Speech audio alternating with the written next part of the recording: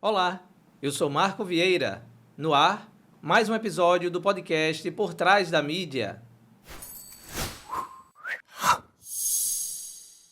Hoje o podcast Por Trás da Mídia está completando 61 episódios. Então estamos aí no 61º programa de muita luta. Não é fácil fazer jornalismo independente, dinâmico e de qualidade. Eu, Thiago Paulino e Dígina Torres, tocamos juntos esse projeto. E hoje a gente começa mais uma série aqui do podcast Por Trás da Mídia. Vamos falar sobre empreendedorismo feminino.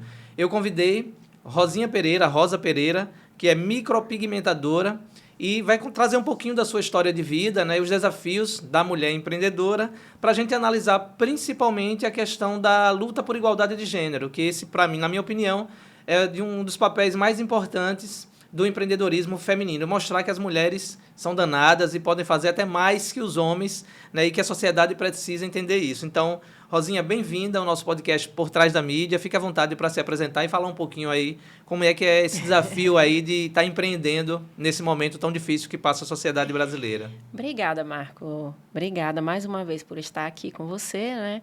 É o nosso segundo programa juntos, Isso. né? A primeira vez foi uma primeira vez muito importante, é aquela primeira vez que não esquece, né? Primeira vez a gente nunca esquece. Ela esteve aqui no início do ano, pessoal. Participou de um programa sobre solidariedade, um dos programas que a gente mais gostou de fazer e que um dos mais assistidos e ouvidos, na verdade, né, pelas plataformas de áudio. Então, por E favor. é pelo seu 61º programa, né? Que está fazendo Obrigado. muito sucesso. Obrigada a você por ter me convidado. Legal. Rosinha, eu queria que você falasse um pouquinho, contasse um pouquinho sua história aí, né? Sua formação, como é que você, né, o seu percurso aí até se tornar, de sair de uma pessoa que vendia sua força de trabalho, né? Porque você era profissional antes, e agora como, né, micropigmentadora. Né? Então, Marcos, né? Eu sou publicitária de formação e a partir de um momento da minha vida, eu comecei a entender o mercado, não entender, mas ser influenciada por um mercado até pelas pessoas que estavam próximas a mim, no mercado do petróleo. Então, eu passei a ser, a partir de um momento, inspetora de solda, né? Sou formada em Publicidade e Propaganda e Técnica em Inspeção de Solda. Sou N1, formada pela FBTS do Rio de Janeiro, certo? Então, a partir desse momento, que foi um momento muito bom financeiramente, foi um momento muito desenvolto, eu comecei e, num certo tempo, foi cortado. Como todo mundo sabe que o Brasil passou por digamos assim, uma queda drástica, né, do nosso poder aquisitivo e nosso poder de trabalho também, nosso poder de vender o nosso trabalho, de desenvolvimento pessoal, não só de mulheres, mas qualquer outro gênero. Isso. Então, o que acontece? Eu estava morando em uma outra cidade. Que cidade? Em Maceió.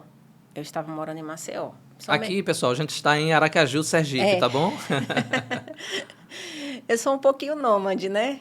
Já morei um pouquinho no Rio, já morei um pouquinho em Campina Grande, Maceió. Então, tem uma história aí meio nômade. E agora eu estou fixa em Aracaju. Então, o que acontece? Eu fiquei sem um trabalho e, a partir desse momento, fiquei sem um trabalho, e passei para a questão de ser empreendedora, de entrar nesse ramo de empreendedorismo. Encontrei algumas parcerias muito boas, fui muito, muito bem aceita. Eu tive uma cafeteria cultural lá em Maceió, que foi... Até hoje eu recebo muitas... Rosinha, quando é que vai voltar? Que não vai acontecer, né? Mas é gratificante a gente... saber que você fez um bom trabalho, que né? eu fiz um bom trabalho, que eu tive uma equipe ao redor muito boa, uma equipe que confiava, digamos assim, nas minhas loucuras, né? Foi que ano, Rosinha? Isso foi no ano... Eu perdi o trabalho no ano de 2016, final de 2016. Olha o golpe aí, gente! Ui! Então, final de 2016, para ser mais exata, E aí eu disse, e agora? Eu não sou uma pessoa de ficar parada, eu não sou uma pessoa de ficar esperando que a vida aconteça, eu não sou uma pessoa... Gente, eu vou ter que me movimentar. Então, comecei a pesquisar, comecei a entrar em contato com muitas pessoas, assim como eu conheci você através de Beatriz. Abraço, Bia! Abraço, Bia! Conheci também outras pessoas lá que foram fundamentais na minha vida e para que eu gostasse dessa coisa de empreender. É como se você começasse todo santo dia, você matando aquele leão, mas, ao mesmo tempo, você tendo uma coisa muito boa para criar, uma coisa para você se desenvolver, uma coisa para você, poxa, sou eu que estou fazendo, sou eu que estou empregando, sou eu que estou fazendo com que a vida de uma pessoa melhore, sou eu... Contribuir com o outro é muito massa, né? Deixa a gente feliz, com né? O outro. Não que a estabilidade financeira de um trabalho de carteira assinada, de uma CLT, de uma coisa remunerada, digamos assim, mensalmente, deixa a gente também tranquilo, com a cabeça tranquila para pensar, mas também acomoda. Acomoda, né? Concordo plenamente. Acomoda bastante. Então, quando eu saí, que eu basicamente pensava que eu iria me aposentar nesse trabalho de inspetora de solda, né? Quando eu saí, eu resolvi pensar um pouco no mercado e analisando uma coisa puxando outra, uma coisa puxando outra, e aí veio a questão da cafeteria, que foi quando eu encontrei uns parceiros maravilhosos, que foi a Toró Comunicação, lá de Maceió, que é com o Rodrigo Brandi, com Sara Bassan, com Ítalo Alcíades, Berg Dantas. Então, foram pessoas que chegaram como, vamos abraçar essa ideia. E eles traziam outras pessoas também. E aí, vamos sentar, vamos fazer reunião, vamos criar. E dessa criação, que era só uma cafeteria, apareceu que virou uma cafeteria, e eu ia abraçando as ideias, eu ia consumindo as ideias, aquelas ideias. Eu não sei se eu consumia as ideias ou se as ideias me consumiam, né? E vice-versa também. E juntos iam construindo. Nós íamos construindo. Em princípio, era para ser uma cafeteria que vendíamos café, como é que eu posso dizer? O café gourmet, né? O café, digamos assim, especial. Qual é a diferença do café que a gente toma para o café gourmet? Então, o café gourmet, não vou chamar de café gourmet, que foi um erro meu. Na verdade, o café especial são aqueles grãos torrados, aqueles grãos colhidos, geralmente são os grãos arábicas, né, que a gente chama de grão arábica, que são colhidos de fazendas, de pessoas que... Já começa aí, né?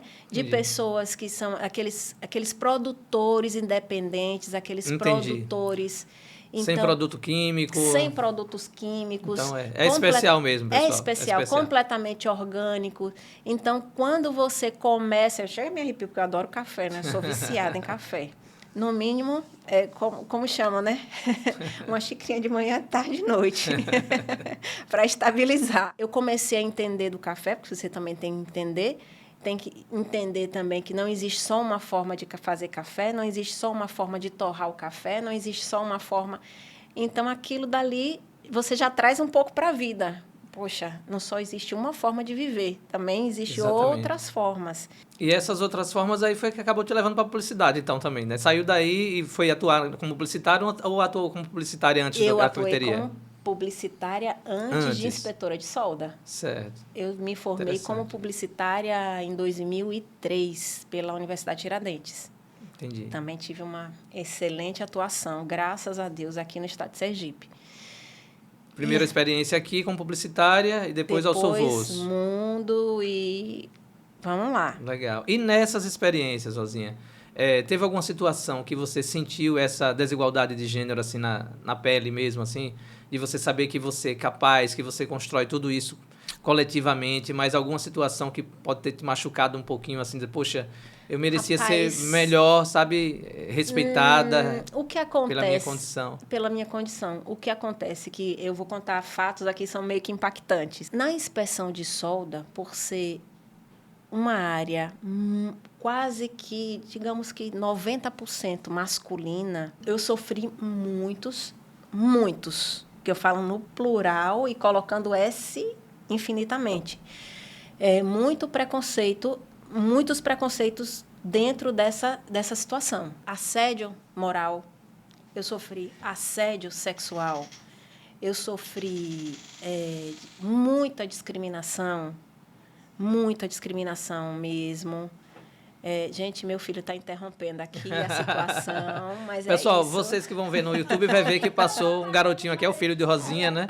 E para vocês que vão nos ouvir no Spotify e nas demais plataformas de áudio aí, aconteceu uma cena interessante aqui que a gente vai descrever, né? Depois Nosso programa foi... Isso, meu filho. Pode... Interceptaram a gente aqui, mas por um motivo fecha a porta, por favor, importante, né? A gente não pode deixar o filho na mão. É isso, é um filho feliz. Meu amor, fecha a porta, por favor. Mamãe tá pedindo. Aqui, ó, fecha a porta. Iago, por favor, com ele. Mas fica à vontade. Deixa que Iago resolve. Iago vai resolver a situação aí. Então, é isso. Eu fiz um filho mesmo passando por toda essa situação. Parabéns. Fiz um filho através de FIV, que é a fertilização in vitro. Meio que eu tive que me quebrar, me reconstruir sempre. Uma das coisas assim, poxa, é mulher, eu não posso ter um filho. Eu não posso ter um filho com outra mulher. Eu trabalhava com cerca de... eu nem sei, mas numa plataforma, quando nós estávamos construindo, era cerca de 100 a 150 homens, mais ou menos, né? Dentro da sala, que a gente chamava do administrativo, eu trabalhava com companheiros também, homens. A partir desse momento que eu trabalhava com homens, eu fui cantada diversas vezes por chefe, né? Ele, encontrava a melhor maneira para ele, e quando eu estava completamente distraída ou pensando em alguma coisa, chegava com uma proposta indecente, chegava com uma situação bem, digamos que bem bizarra, né? Dentro dessa situação de homens, quando eu resolvi ter filho, rolou até uma coisa que me machucou bastante na pergunta respondendo, né? A pergunta que você me fez, uma pergunta que me machucou bastante. Rolou uma aposta entre os companheiros de trabalho para saber quem era o pai do meu filho. Né? É isso que eu ia te perguntar, se ele tinha nascido nessa época. Você nasceu nessa época. Quando eu apareci grávida, porque eu não tenho que dar satisfação a ninguém, é minha vontade, é meu planejamento familiar, não tenho que dar satisfação a ninguém, não tenho que dar satisfação nem à família, eu só tenho que apresentar, dona do meu nariz. Então, eu não tenho que dar satisfação, eu quero e é isso, eu vou fazer, e não é uma coisa que eu estou ofendendo a ninguém, não estou... É o que eu quero. Aliás, as pessoas é que me ofendem quando colocam o dedo e digamos, que dão uma opinião que, na verdade, não... Que não foi pedida, né? Não foi pedida, entendeu? Então, eu apareci, né? Eu quero, eu vou ter, então, pai... Eu estou pensando em engravidar, mas o seu futuro, porque você vai parar de fazer suas coisas. Bom, já dei uma opinião que eu ia encontrar, eu pensei em encontrar, digamos assim, um apoio, né? Então, já que não foi apoiada, eu recuo. Então, vamos lá. Pai, o negócio é o seguinte, eu já estou grávida. Só estou informando. Só estou informando. É o quê? Mas seu futuro, porque você vai deixar de viajar, vai deixar... Eu estou fazendo escolha, né? Então, vamos lá. Passou essa fase, então, aquela coisa, ele digamos assim, se ficou um pouco com aquela raiva, aquela coisa toda, mas depois não podia deixar alfinete cair no chão, que ele, não, peraí, que senão vai machucar a barriga, vai... Isso é legal. Rosinha, você falou em escolhas, né? E você tomou decisões, né? Você teve a escolha para fazer a faculdade, né? Para fazer a publicidade, a escolha para ir para a cafeteria, para a questão da solda, agora com a micropigmentação, né? Foram escolhas difíceis ou assim, não, vou fazer isso aqui porque eu verifiquei que o mercado está assim dessa forma e eu vou por essa área por isso? Marquinhos, olha,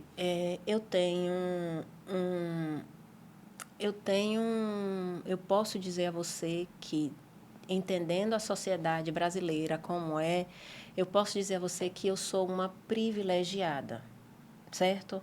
Eu sou uma privilegiada em meio a tantos outros e gostaria muito que esse privilégio fosse estendido para todas as pessoas desse mundo. Mas eu tive um apoio familiar muito forte e eu ainda tenho, certo?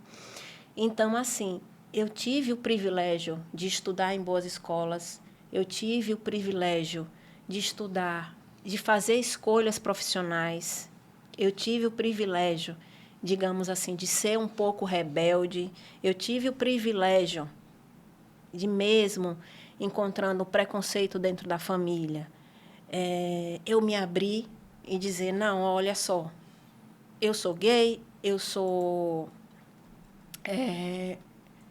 gay e é isso, eu vou fazer publicidade agora. Em termos da escolha da outra profissão, eu não estava contente dentro da publicidade. Eu lutei muito, acho que mais de 10 anos tentando, fiz uma grana, mas eu queria mais. Então, eu tive esse privilégio também de ir para a inspeção de solda. Alguns parentes já estavam, e aí, não, Rosa, o mercado é bom, então eu tive essa oportunidade. Agora, tem um detalhe também. Eu nunca fiz nada sem me apaixonar por aquilo que eu estou fazendo. Então, isso é um privilégio também gigantesco. Algumas pessoas fazem por necessidade. Exatamente. Reconhecer isso né, é de uma grandiosidade imensa, né? Porque realmente a gente sabe, né, o quão desigual é a sociedade brasileira. Exatamente. Né? Você tem 80% das mulheres mundial, negras, né, né, que empreendem, não tinham reservas, por exemplo, agora para enfrentar esse período de pandemia, né? De acordo com os dados que eu vi no IPEA. E você ter essa condição de perceber, né, é uma condição de privilégio, mas também de reconhecer a paixão, que é importantíssima para mover tudo, né? E quando a gente é apaixonado pelo que faz, também sou apaixonado, né, pelo que eu faço, é por isso que às vezes o desgaste ele vem tanto, porque a gente se apaixona e quer fazer, sabe, construir mais. E são muitas paixões, né? Então, como você, né, falou da questão dessas suas atividades todas ao longo da sua vida aí. Essa paixão acaba também influenciando outras pessoas a se apaixonarem também pelo que faz, porque a gente acaba inspirando, não sei se você concorda com isso, mas a gente acaba inspirando outras pessoas também a fazer com amor aquilo que elas estão fazendo, né? Porque as pessoas nos observam o tempo todo. Exato, Marcos. Aí quando você fala, assim a questão de paixão, né? Eu disse, porque não sabe o que quer. Não, gente, não é porque não sabe o que quer. É porque justamente você não vai ficar naquilo que não te promove uma situação confortável. Você não vai ficar naquilo, tudo bem, é uma questão financeira, ótimo. Porque dinheiro é bom, dinheiro traz conforto, dinheiro traz você poder colocar o seu filho numa melhor escola, já que a sociedade não impõe. Não te deixa fazer isso. Você paga seus impostos e você não consegue. Você vive a sua vida e você não consegue dar o privilégio ao seu filho. Você não consegue dar o direito, na verdade, não é questão nem de privilégio, mas é uma questão de direito. Você não consegue fazer com que o direito do seu filho seja, digamos que, respeitado. Acho que é importante essa fala que você fez, eu vou te interromper um pouquinho só para falar sobre a questão das creches, por exemplo, né? Você tem filho. Imagina quantas mulheres hoje não têm condição de trabalhar porque não tem como deixar o filho numa creche, porque o poder público ele não constrói suficiente para dar essa liberdade, né, da mulher seguir seu caminho profissional. Essa é uma situação muito interessante você tocar nesse ponto, porque eu trabalho em casa. Eu resolvi montar o meu próprio estúdio dentro de casa justamente por isso, para Porque eu não tenho como, eu sou mãe solo hoje, né? Não posso dizer mãe solteira, mas eu sou mãe solo, porque eu não dependo de uma outra pessoa para cuidar do meu filho comigo. Sou eu e eu dependo da minha força e unicamente da minha força para eu poder trabalhar.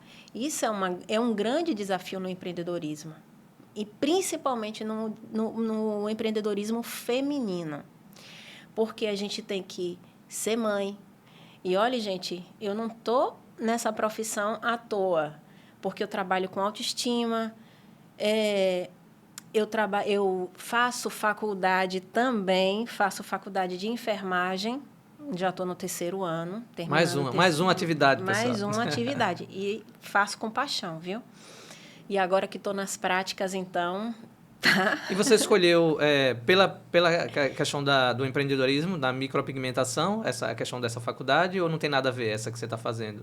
Na verdade, não tinha nada a ver, mas começou a ter tudo a ver. Eu queria que você explicasse o que é micropigmentação, porque eu estou curioso. Tem alguma coisa a ver com melhorar a nossa aparência facial? Porque a minha hoje está uma derrota, pessoal. Estou morrendo de sono aqui, todo inchadão, vocês devem estar vendo aí no vídeo. Mas queria que você falasse um pouquinho o que é micropigmentação, só para o pessoal entender. Deixa eu só concluir o raciocínio Tá, aqui com a enfermagem. Então, a enfermagem, como é uma profissão de cuidado, ela tem várias vertentes. Eu digo, não, tá, a enfermagem, eu já gostava, eu já trabalhei muito também, eu trabalhei demais com laboratórios farmacêuticos, foi quem me ajudou na fase da faculdade, porque eu era estagiária de laboratórios farmacêuticos, depois eu passei a ser efetiva de laboratórios farmacêuticos, eu visitava os médicos, então, é uma situação, né? Sempre olhei com carinho para a medicina, mas cadê estudar mesmo? Para passar numa federal. Hoje eu não posso pagar é caríssimo, né? Hoje eu não posso pagar uma faculdade particular da vida, né? Eu comecei a observar a enfermagem e, poxa, peraí, eu estou fazendo micropigmentação, é da parte da estética, melhora a autoestima, reconstrói pessoas. E eu falo pessoas porque muita gente, quando pensa na micropigmentação, pensa só na estética feminina, mas tem estética masculina também. Olha, importante. Importante. E a enfermagem tem estética também, tem enfermagem estética. Então, peraí, eu posso juntar uma coisa com a outra. Sim. E aí eu montei o estúdio em casa pela dificuldade. Como é que eu vou fazer, minha gente, agora? Eu preciso de dinheiro para me manter, eu preciso de dinheiro para manter meu filho, eu preciso estudar também, que eu não vou ficar parada esperando, como eu já falei anteriormente. Gente, vou montar em casa. Então, começou pelo boca a boca, começou e foi. Eu não sou muito boa de Instagram, para isso eu tive que entrar com uma parceria muito importante na minha vida, que é a Miado Design. E aí, a Gabi começou a me ajudar, né? Mas antes eu fazia a questão do boca a boca e estava desenvolvendo muito bem antes da pandemia. Veio a pandemia, eu tinha uma reserva, comecei a me organizar. Eu tive que reduzir, fazer aquele orçamento... aquele enxuto, orçamento, né? Enxuto, aquele orçamento... Poxa, mas aí, peraí, o carro vai ter que ficar parado porque eu não estou saindo, então isso é menos gasto, mas aí também o carro parado quebra. E o que é que precisa para montar um estúdio de pigmentação? Micropigmentação em casa? Micropigmentação. Na verdade, o estúdio de micropigmentação, você precisa entender primeiro o que é a micropigmentação para poder montar um estúdio e somente não fazer isso. Você precisa fazer os cursos adequados, né? Você precisa entender um pouco da micropigmentação. O que é a micropigmentação? É nada mais, nada menos que você inserir a pigmentação dentro da pele daquela pessoa, né? Fazendo com que a pessoa, aquela parte da pessoa, seja boca, seja olhos, seja sobrancelha, sejam estrias, tenha uma melhor aparência. Eu me especializei, na verdade, na técnica fio a fio, né? E na técnica de micropigmentação de bocas. Mas nós temos também a shadow, temos várias outras técnicas. Você estava falando sobre a questão da atividade, né? Da micropigmentação A em si. atividade.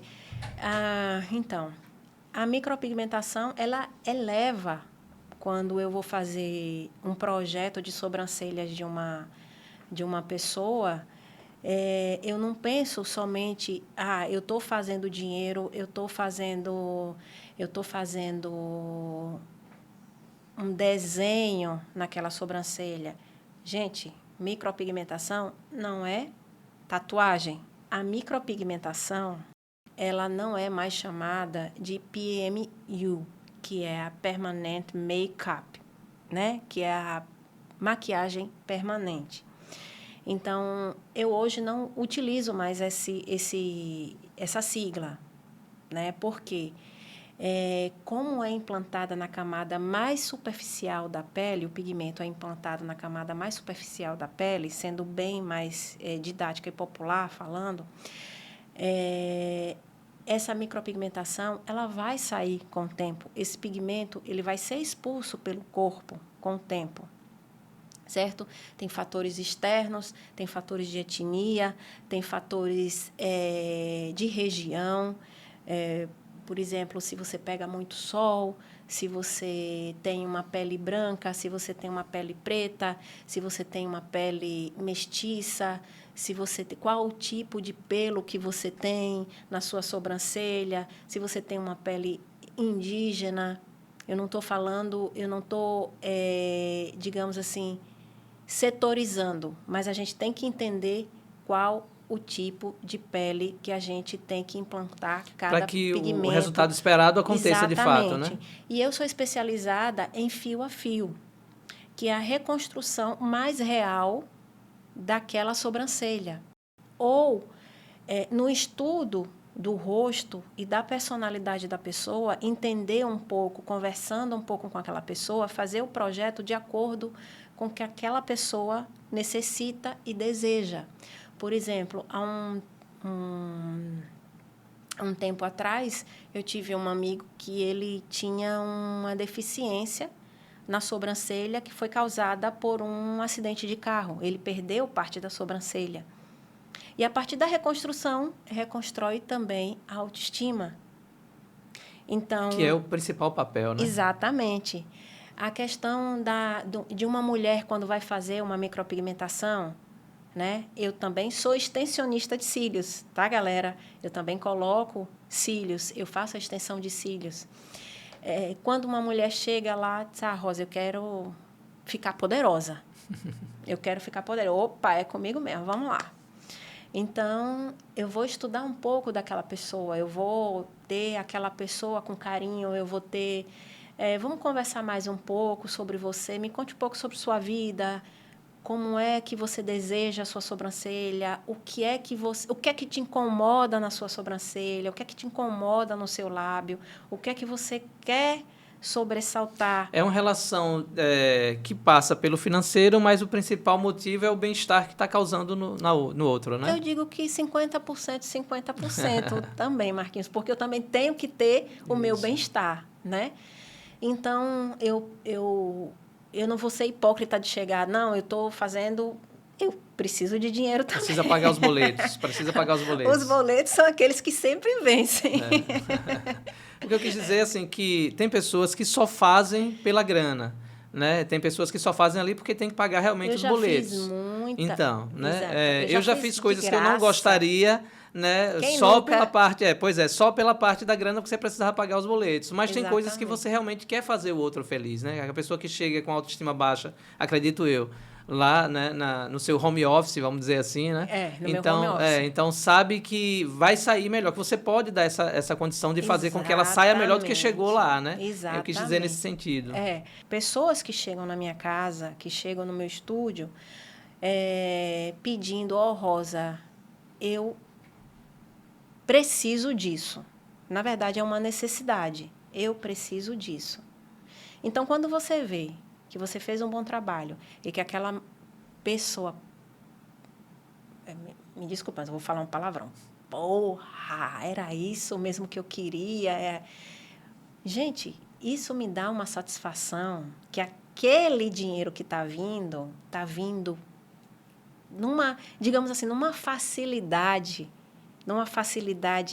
e é um dinheiro tão bem-vindo, é uma situação tão bem-vinda, que gente, é isso.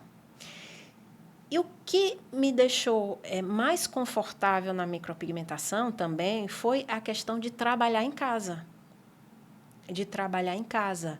Porque eu estudo pela manhã, às vezes eu abro uma brechinha para colocar uma cliente, deixo um pouquinho o estudo do lado, mas eu tento recuperar depois, atendo de manhã, mas geralmente eu estudo de manhã, que é o horário que meu filho está no colégio. Então, à tarde, eu tenho tempo para atender. Então, eu atendo aquelas pessoas à tarde. Cuido dele, ele está ali pertinho de mim, ele chega, participa, às vezes é malandro. O cara é malandro. De vez em quando eu estou colocando um cílio, estou fazendo a micropigmentação, aí ele chega, poxa, tá ficando bonito. Eu digo, é isso aí, filhão, ajuda a mamãe. É o auxiliar aí, né? É o auxiliar. De vez em quando eu tenho que sair, e as pessoas entendem. Eu nunca cheguei com uma cliente ou com um cliente para reclamar. Não, Rosa, porque eu não quero ir, porque você... Não. Mamãe, eu estou com fome. Tá, meu filho? Só um instantinho que eu vou aqui colocar. Enquanto a pessoa está no anestésico, eu vou colocar um lanche para o meu filho, eu vou colocar uma fruta, vou colocar um Danone, vou colocar... Legal. Só um instantinho. Ah, Rosinha, tá? Perfeito. Estou aqui relaxando, estou na maca, estou tranquila, então... Pode ir. Aí, rapidinho, eu vou lá. Mamãe, pode mudar o canal aqui de televisão? Mamãe, teve um processo aqui. Então, eu posso dar esse auxílio ao meu filho. Eu não me separo do meu filho. Ele está ali, ele está na segurança de que ele está me vendo também. E nessa parte do desenvolvimento dele também é muito bacana, porque ele tem a segurança de ter a mãe ali do lado, né? Então, quando chega à noite, tem aquela situação que eu dou aquela parada. Olha... Nós temos uma rotina, então tem o jantar, tem a hora do dever, tem a hora da tarefinha da escola, tem a hora de dormir. Então, depois que ele dorme, eu também atendo. Às vezes quantas vezes eu já fui dormir 1h da manhã, fazendo uma micro ou fazendo uma extensão de cílios. Então, depois que eu entrei nesse ramo, eu não parei de fazer cursos. Voltando àquela pergunta que você me fez, o que é necessário? Primeiro, vontade, paciência. Porque é uma situação de paciência. Se você não tem, não adianta. Coragem, né? Coragem também. Coragem, né? Porque não é fácil, né? Por tudo que você relatou aqui. Não é Rosinha, fácil. A gente está chegando nos nossos minutinhos finais aí do nosso podcast, né? Podcast... a gente, né, pela experiência própria, a gente já teve programa aqui de 55 minutos por causa do tema, né? Por isso que a gente começou com as séries, justamente para a gente poder distribuir melhor essas informações, né? Mas a gente tem que chegar aí nos 30, 35 minutos no máximo, né? No máximo. Então, eu queria agradecer, né, pela sua participação. Obrigada, te parabenizar, Marcos. Né? Como eu falei há pouco, Mais também é uma necessário vez, coragem, né? A você. Muita força, parabéns aí pela sua história de vida, né? E por inspirar, tenho certeza que você está inspirando muita gente aí por essa força toda. Espero que sim, Marcos. Né? Eu não sei, mas é o que a gente espera, né? Inspiração, tanto que as pessoas nos inspirem, que a gente tem que observar as outras pessoas também, quanto a gente fazer a nossa parte e ser modelo também, ser inspiração para outras pessoas. Então, eu digo, eu não vou desistir, nunca. Eu sou brasileira, brasileira é aquela pessoa que não desiste de forma nenhuma. Querida, obrigado mais uma vez, né? Parabéns mais uma vez pelo trabalho. Obrigada a você, Marco. Muito obrigada mesmo. Obrigada pela oportunidade. Valeu. Chegamos ao final de mais um episódio do podcast Por Trás da Mídia. Para você que ainda não segue as nossas redes sociais, siga-nos lá. Estamos no Instagram com o @podcast Por Trás da Mídia. Temos também uma página no Facebook com o @podcastptm e no Twitter também essa mesma terminologia, né? @podcastptm. E ainda temos o nosso canal no YouTube que vocês estão vendo aí agora. Então siga, ative o sininho, dê aquela curtida. Todos os episódios aí, os 61 episódios, né, com esse agora, vocês podem acompanhar lá no YouTube. A gente converteu tudinho lá do áudio para o YouTube e também agora, né, ao vivo em cores e se mexendo. Eita, aqui, né? essa eu não sabia. Não sabia? Agora vai saber, pronto. Tá? Em primeira mão. No YouTube a gente pode participar, vocês podem, né, ver, né, se ela autorizar, né? Aproveitar Comecei aqui a gente coloca, né? suar. Ainda bem que já terminou. Então, por favor, nos acompanhe. E aí vem aquele pedido que eu não posso deixar de fazer. Participe da nossa campanha de financiamento coletivo. A gente, né, é empreendedor também, assim como Rosinha, não temos patrocínio e a gente conta com apoio de financiamento coletivo. Então, os ouvintes e as pessoas que nos veem no YouTube, no nosso canal no YouTube, é que faz a contribuição mensalmente lá pela plataforma do Catarse. Você pode fazer qualquer doação, né? A partir de R$10 são as cotas. Quem assina a partir de R$20 por mês, no terceiro mês recebe uma caneca personalizada com uma das capas, né? Que foram dos nossos temas ao longo desse 1 ano e quase 4 meses que a gente está em atividade. E passa também o Pix, né? Se quiser, fique à vontade, né? R$1 já ajuda a gente a pagar a produtora, né? Que cede o espaço aqui em parceria para que a gente possa fazer as gravações do podcast Por Trás da Mídia. Então, a gente espera você na próxima semana com o 2º episódio da nossa série sobre empreendedorismo feminino. Um abraço e tchau, tchau.